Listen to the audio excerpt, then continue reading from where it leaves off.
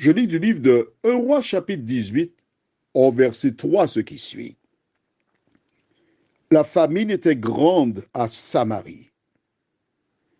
Et Akab fit appeler Abdias, chef de sa maison. Or Abdias craignait beaucoup l'Éternel, et lorsque Jézabel extermina les prophètes de l'Éternel. Prions. Notre Seigneur et notre Dieu, nous allons essayer de comprendre cette référence biblique. De nous-mêmes, nous ne pourrions jamais comprendre ta parole, car ce n'est pas l'intelligence, mais le Saint-Esprit qui permet à l'homme de comprendre les paroles de la vie. Merci de nous éclairer, de nous conduire dans toute la vérité, nous t'en prions. Au nom de Jésus, pour ta gloire éternelle. Amen. Le verset 3 nous dit que la famine était grande à Samarie. Elle était grande. J'ai eu l'occasion de visiter certains pays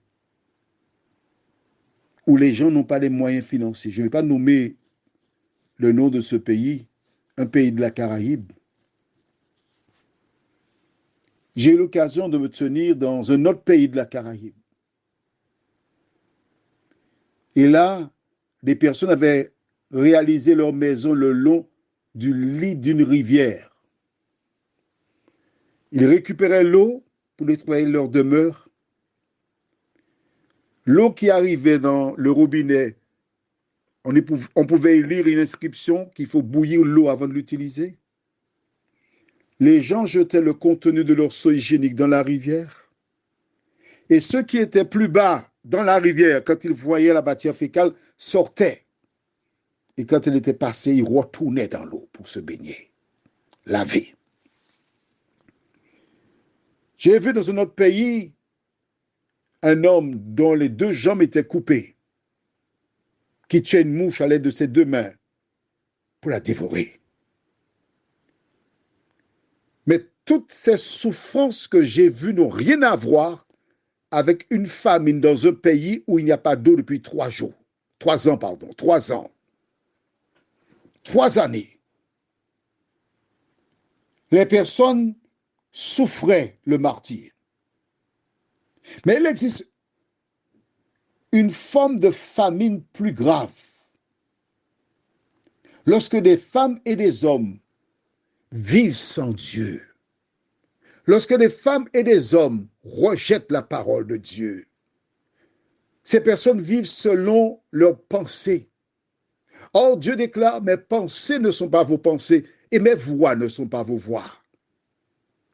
Notre monde actuellement vit dans une certaine famine.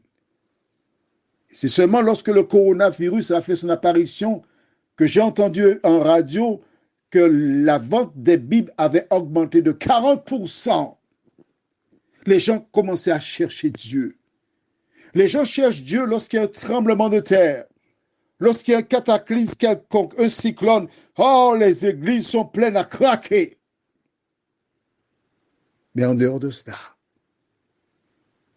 les gens vivent selon leurs pensées, bien entourés et encadrés par le diable. Sans l'Éternel, le pays va à sa perte. Sans l'Éternel, il y a une famine. Lorsque l'Éternel se trouve dans ton foyer, il n'y a pas de famine. Prions. Notre Seigneur, notre Dieu, la famine était grande. Pourquoi? Parce qu'Akab avait épousé Jézabel. Et celle-ci était venue avec les dieux étrangers, les Baal et Astarté. Le peuple s'était tourné vers des dieux étrangers et avait rejeté le Créateur des cieux et de la terre. Ce dernier, qui pourvoyait, puisqu'il a été rejeté, a voulu montrer à ces personnes ce qu'est la vie sans lui. Seigneur, bien des familles passent par des moments difficiles parce qu'elles n'ont pas réalisé qu'il est indispensable d'avoir Jésus au centre de leur existence.